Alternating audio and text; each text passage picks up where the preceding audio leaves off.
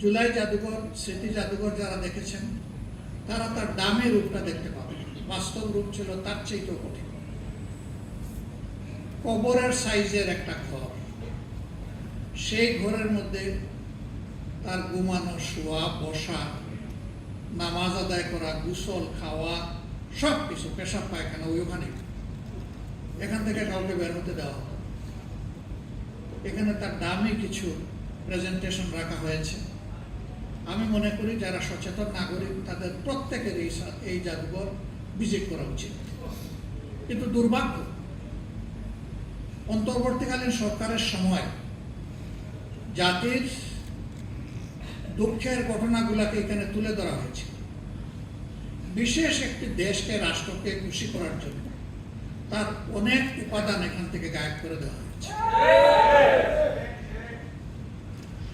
এখানে 47 সাল বা 46 সাল থেকে শুরু করে অনেকগুলো রাজনৈতিক, সাংস্কৃতিক পরিবর্তনের যারা পুরোদা ব্যক্তিত্ব ছিলেন তাদেরকে তুলে আনা হয়েছে। এর অনেক কিছু এখন গায়েব করে ফেলা হয়েছে নির্বাচিত সরকারের হাতে যখন আসছে। অনেক নির্যাতিত মানুষ, তাদের স্মৃতিচিহ্ন ছবিগুলো ওখানে ছিল। একটি নির্দিষ্ট দলের লোকদের স্মৃতি রেখে বাকিগুলা গায়েব করে ফেলা হয়েছে।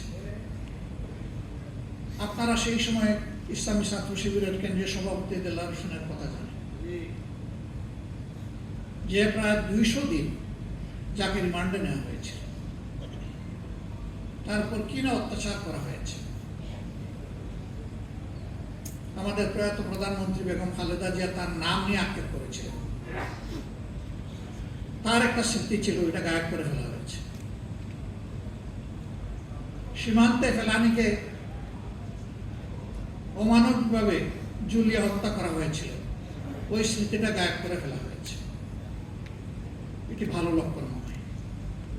ক্ষমতায় যারা আসে এসেই বলে ইতিহাস বিকৃতি করা হয়েছে, কিন্তু এ পর্যন্ত বাংলাদেশের ইতিহাস বলে সবাই ইতিহাস বিকৃতির নায়ক ছিল। এই অপকর্ম থেকে কেউ বের হতে পারে। একটা মুসলমানের দেশে চিন্তা করা যায় যে মানুষকে ধরে নিয়ে গায়েব করা হবে বছরের পর বছর। তিনি নিজেও জানবেন না কোথায় আছেন, আপনজন জানবেন না তিনি বেঁচে আছেন। সেই কাণ্ড কারখানা এই দেশে করা হয়েছে। এরা এতটাই অপরাধী ছিল যে দেশের বুকে তারা স্থির থাকার সাহস করতে পারে। এই জন্যই তো তারা পালিয়ে গেছে। আর দুনিয়ার ইতিহাস হলে একবার যারা অপকর্মের দায় নিয়ে পালিয়ে যায় তারা আর ফিরে আসতে পারে না। কোনো ইতিহাস নেই।